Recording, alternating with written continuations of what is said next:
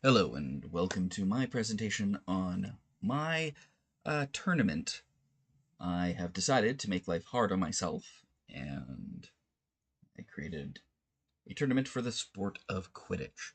Now, I don't want my presentation to go too long, so I'm just going to gloss over the details. We're going to just take a look at it and we're going to see what's going on in here. So, the first thing that we notice, um, I have a variable tournament size. And so the reason why I do that is I want to be able to run a tournament of any size and have it figure out the brackets from there. So a lot of my initial work was in getting a tournament to work. I also, with the tournament algorithm, made it so that we were dealing with uh, uh, default types and generic types. The tournament doesn't care what kind of teams or sports you're playing, it's just to create a tournament. So I just created an interface that works with it, and then the rest is all to go. So let's run it.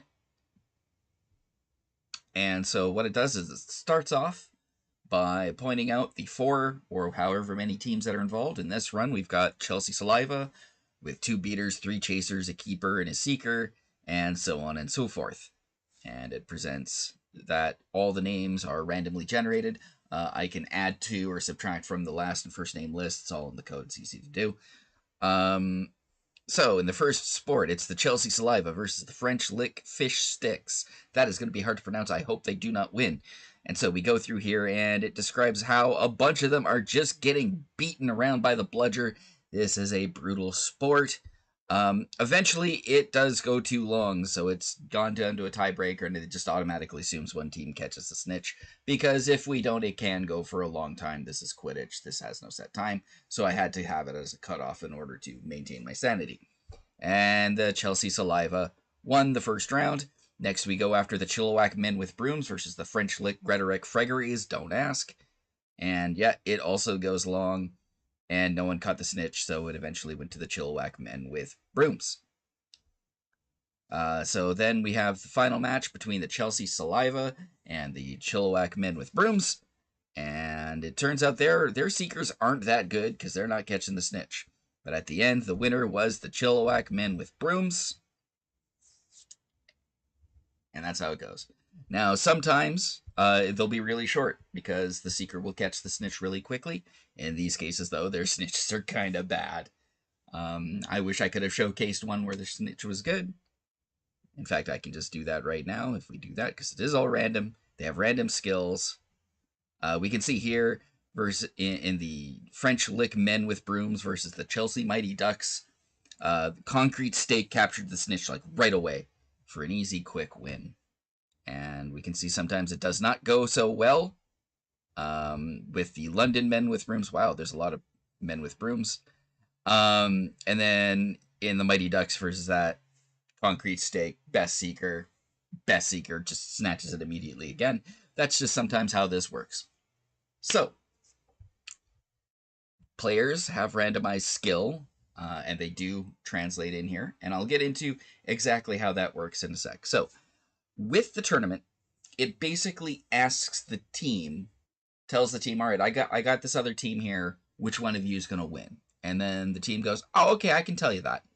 And then if you're dealing with a specific type of team, then that team will go, wait, are you the same type of sport as me? Oh, you are? Okay, well, then we'll play the sport rather than flip a coin. So the tournament usually flips a coin, but we've overridden that using our overrides. And so for that, we're going to go into the Quidditch team. And here we can see it's a lot more complicated. Goes in, puts the team together, adds it to multiple lists, generates the random names. I am sorry for some of those. Not really. It has a roster report thing that it does at the beginning. And then it has, here is where it determines who wins through a general compete thing. Then it gives a report. And then it just goes into it. But for the actual competition, it is the team that calls it. And it runs something called This Beats That, which in turn goes down here and it checks, all right, who won? And it does by randomly generating a match, resolving the match, and then saying who won the match. Now, if we go into the match logic, It takes 2 teams, and then creates just a list of all the different objects that are playing in that game. And oh wait, no, that's the wrong thing. I'm not looking at that. I'm looking at Quidditch match. There we go. Takes the different objects that are in the game, the different balls, adds them all together, tells the whatever it needs to know. Like the beaters need to know where the bludgers are. The seeker needs to know about the snitch's existence. It basically tells each part what it's doing. Then when it plays the match, it starts off. It checks. Oh, has the snitch been caught? If so, yep, reports it. If not, if it's a tie after the snitch is caught, it then goes to a sudden death. Though the beaters aren't working, so what can I do? Then it reports the final score and checks to see if the snitch is scored, and it does that through a common interface thing. So what it'll do is it'll say, for example, the bludgers will call interact on the thing and then put it like on the object and then put itself as the parameter. Now, the default thing with bludgers is it checks to see if it's going to get stunned. But if it catches a beater, the beater's just going to beat it, boom, knock it towards someone else, and throw it off in a different direction. And every time they do, it gets stronger and stronger until it finally hits a target, then bam, stuns them.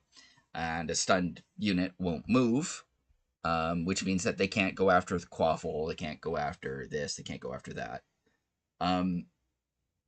So when I made this, I struggled to get the chasers and the quaffle to work. So that's the one part of this that doesn't work. There's no one scoring any points other than the golden snitch.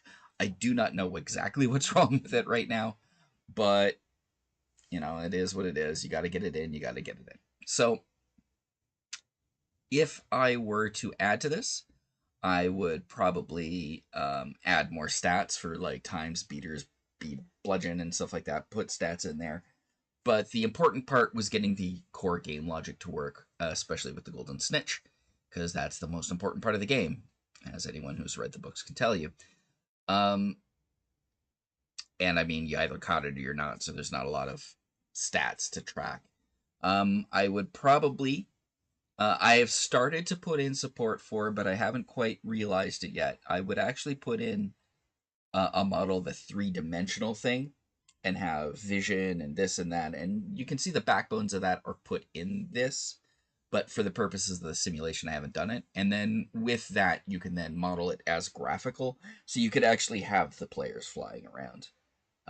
The support is in there for that to come about, but it's not yet realized. And it's right now got a more simplified where everything is in terms of the pitch and location, which it is what it is. With that, yeah, my UML is complicated to say the least. If I were to pull it up on here, let's just say it's got a ton of different objects you can see. I have a bazillion objects down there on the side. But the basic goals of this are always what I always like to do. I don't like to make something that does exactly what the assignment asks. I like to go for a more general solution and then plug in the numbers that the assignment asks. So in this case, I wanted a tournament of 4. If I wanted to, and I can go in. Where's my main? Right here. I can change the tournament size to 8, and I can run that, and it will generate 8 separate teams. And it'll run a tournament with 8 separate teams, and that's just how it is. So it is expandable. It is not stuck where it is, so you're not stuck with 4. So it's not hard coded in there. It is an expandable algorithm that I use instead.